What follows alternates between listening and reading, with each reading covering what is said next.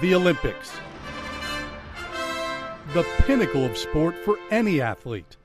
With the opening ceremony scheduled for tonight, the lifelong dreams of more than 500 American athletes will begin to come true.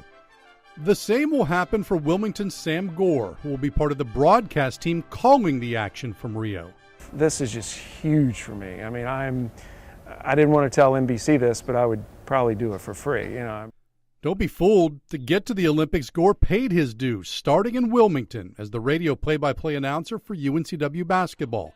From there, a television role, also broadcasting the Seahawks. And hello, everyone. I'm Sam Gore. I'll be honored to be. Then a move to ESPN, where he's primarily assigned to tennis. But that's just the tip of it. I started doing Olympic sports pretty early at ESPN. That meant basically women's volleyball, soccer, gymnastics, track and field, swimming and diving. That background has made him a valuable commodity for the Olympics, and he's drawn a marquee event, gymnastics. I'm familiar with the sport. I'm used to doing it, but only for television, not radio. Yes, gymnastics on the radio. I'm still not doing straight play-by-play like I would in a basketball or football game, but I am describing perhaps more reactions from her teammates. I'll work in there, the crowd reaction, what's going on in the gym, just go over things that you might be able to see graphically that you can't see on radio, such as standings and where they need in terms of numbers to get to move up and down, things like that.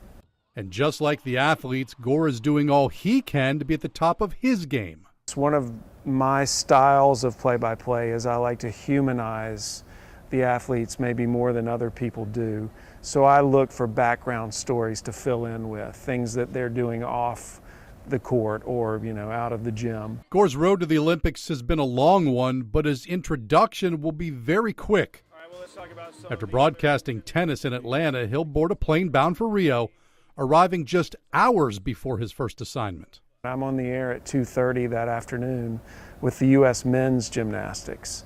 So it's going to be a pretty whirlwind first day, but I'll be on adrenaline and so excited that it's probably the second day I'll really struggle. What came easy was the decision to go to the games, especially in light of the security and health concerns in and around the Rio area. For me personally, when I was approached to do it, the first answer was, yes, of course, when do you want me there?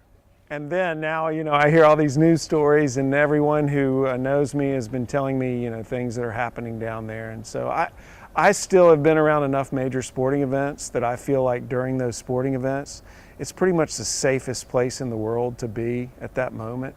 And when he finally sits in the Olympic broadcast chair some 14 hours away from Wilmington, Sam Gore will no doubt remember where his road to Rio began. My beginning stages of my career really taught me a lot of humility and a lot of work ethic that I've carried over, so that every door I've gone through, I've pretty much continued to move forward. And I credit UNC Wilmington and what I learned in that first job in broadcasting as a reason for that. In Wilmington, Bob Bonner, WECT News.